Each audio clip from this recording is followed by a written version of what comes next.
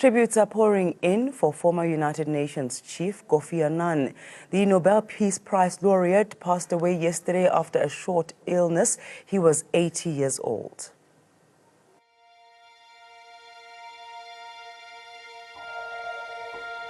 Global leaders are united in mourning the late former UN Chief Kofi Annan. He passed away early on Saturday morning at the age of 80.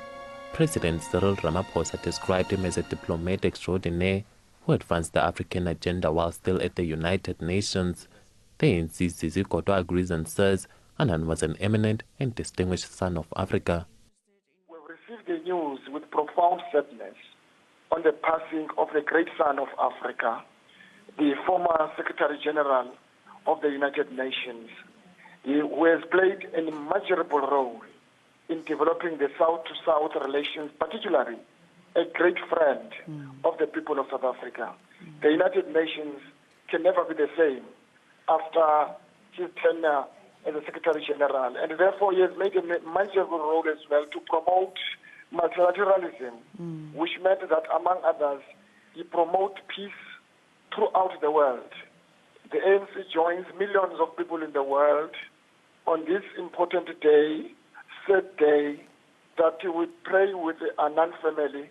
We sincerely express our sincere condolences to the Annan family, to the United Nations, and to the entire world.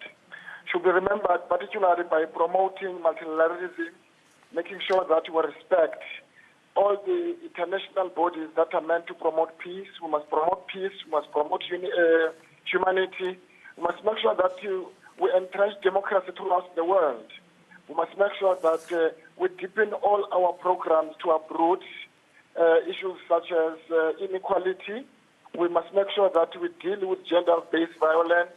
We must make sure that we protect the most vulnerable, young children and women. And therefore his passing must give us a moment to reflect. Human rights activist Navi Pillay says Annan was a global statesman who fought for a fair and just world. His sentiments are shared by the Nelson Mandela Foundation. Tate Annan was a friend of the Nelson Mandela Foundation, a friend of Madiba indeed, and someone who delivered the Nelson Mandela annual lecture. You'll remember that during the recent lecture delivered by President Obama, Tate Kofi Annan was there. And one of the concerns that he had was the direction which the continent was taking. And he was hoping that all of us will do more to help build a continent that we can all be proud of.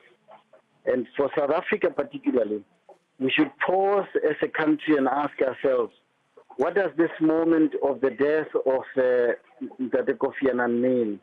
And all of us must then do more to help build that country and continent.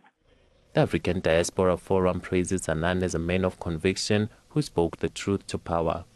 He is indeed a great leader. We have lost a soldier for peace. He has played a critical role in ensuring that there's peace, particularly in Africa. We saw him recently in Zimbabwe before the Zimbabwean elections. As the African Diaspora Forum, we're thinking that we're going to see him playing a prominent role in the elections in the Democratic Republic of Congo. We know that Congo is going to have elections on the 23rd of December. We have seen him across the African continent promoting peace. We are saddened as the African Diaspora Forum to have lost a soldier for peace in Kofi Annan, and our condolences to his family, to the people of Ghana, his country of birth, to the United Nations and the entire world. Annan served the United Nations from 1997 to 2006. After retirement, he became a special envoy for Syria, leading efforts to bring peace to the war-torn country.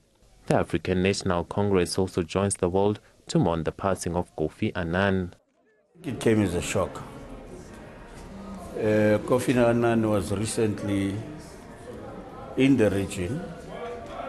He passed through this country to go to Zimbabwe to observe elections as part of the Elders, an institution that was established by Nelson Mandela